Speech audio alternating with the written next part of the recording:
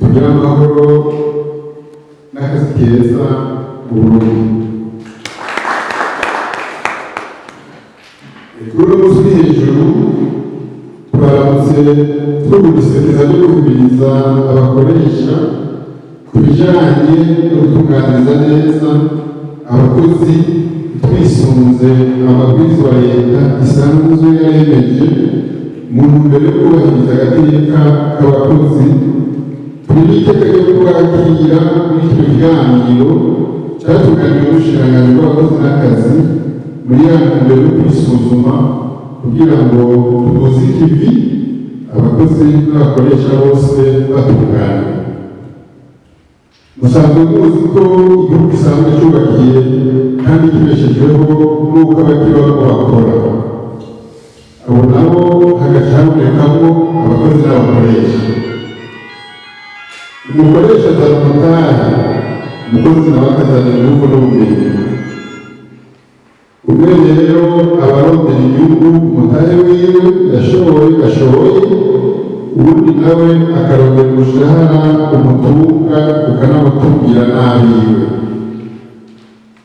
Murumva ko bafise ikibahuza gikomeye, ari naco catumye leta icicarira ikagitunganya igashiraho amabwirizwa ngenderwako kugira ngo imigenderanire myiza y'abakozi n'abakoresha ibe umushinge w'ubutungane mu kazi, igwizwa ry'umwimbu n'iterambere mu gihugu. Ni muri iyo ntumbero leta iherutse gusubiramo ikongera ikemeza ibwirizwa ry'igitabo c'amategeko agenga akazi cyo kwita abana mu Faransa. Hamwe n'igitabo cy'ibwirizwa rikingira rikanatekaniriza akazoza abakozi icyo twita code de protection sociale. Leta iheruka no gushyiraho itegeko ritunganya igisata cya leta gishinzwe kugenzura ko ayo mategeko yubahirizwa mu ishyirwa mu ngiro ryayo muri decret numero 100/014 du 18 janvier 2021 portant mission, organisation, fonctionnement de l'inspection générale du travail et de la sécurité sociale. Leta rero iragushinga n'uko abenegihugu bose bubahirizwa kandi bagatunganirizwa, na cyane cyane abari ku kivi na bigari nabo igihugu kizeye ko uburarura. Ari nacyo cyadukoranije uno munsi ngo dusubire twibukanye ibyo buri wese ategerezwa kugira ngo twese dukore dushyira hamwe. Rero byaribonekeye mu bikorwa by'ubugenzuzi bukuru bw'abakozi no gutekaniriza akazoza ko hakunze kuboneka amatati menshi aturuka ku kutabona kumwe cyangwa kwitoza utunyoni mu kwiyubakiza gushyira mu ngiro amategeko agenga akazi n'ayajyanye no gukinga cyangwa gutekaniriza akazoza abakozi nk'uko amabwiriza biteganya. Turabonye ibitigiri byinshi by'abakozi baronswa akazi ariko ntibaronke amasezerano y'akazi. Turabonye ibitigiri byinshi by'abakozi baronswa akazi ariko bagaheramirwa n'abakoresha babo agashahara bakoreye. Hari abakozi batari bake bakurwa mu kazi hadakurikijwe amategeko. Hari kandi n'abakozi benshi bataronswa uturuhuko cyangwa utundi turusho dusanzwe dutegekanijwe n'amategeko y'ibindi bihugu. Ingaruka z'ibintu ni uko haca haduka amatasi, abakozi bakirwa bata umwanya bajya kwitwara, ugasanga n'urujya n'uruza mu bugenzuzi bw'abakozi no muri sentare rw'akazi, ugasanga umwanya wo kuduza ikivi uherera mu mayira aho kuguma ku kivi umwimbu wiyongere.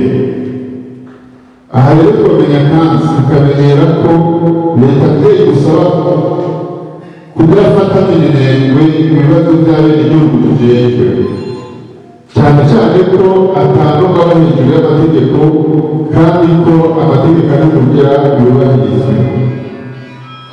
Ku kubera raporo turonka kandi tugashikiriza abadukurira muri kino gisata cy'akazi. Leta yadusabye ko twokora uko dushoboye tugafata ingamba zose zishoboka kugira ngo amategeko agenga akazi n'ugutekaniza akadoda abakozi bahirizwa.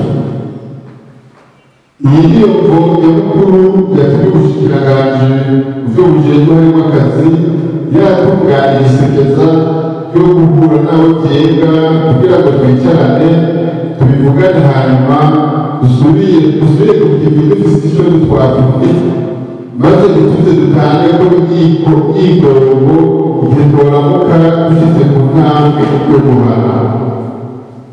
Tukaba twizeye rero ko muri iyi sekeza tuza guhava twibukanya ibyo buri wese ategerezwa kandi asabwa kugira ngo imigenderanire y'abakozi n'abakoresha irushirizeho kugenda neza, amategeko yubahirizwe, agateka k'abakozi gashobore guharanirwa, maze bashobore nabo kubazwa ku mwimbu babyaje iteka ry'uko n'abakozi koko.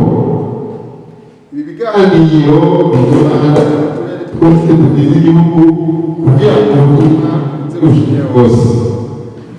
Turifuza ko ata mukozi n'umwe yosigara atarobejwe amasezerano y'akazi adatekanirijwe kazoza mu mashirahamwe asanzwe abijejwe, canke ngo afatwe minenerwe mu kumutunganiriza ibijanye n'uturusho dusanzwe dutekanirijwe n'amategeko.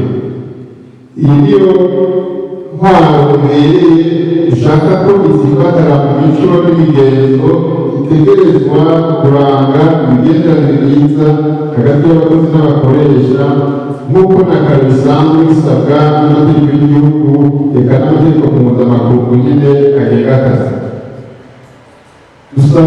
Turasaba ko ibikorwa muri bino biganiro mwashobora kuzobishikiriza n'abandi batashoboye kwashika kugira ngo bafashanye gushikana ubutumwa kuri bose.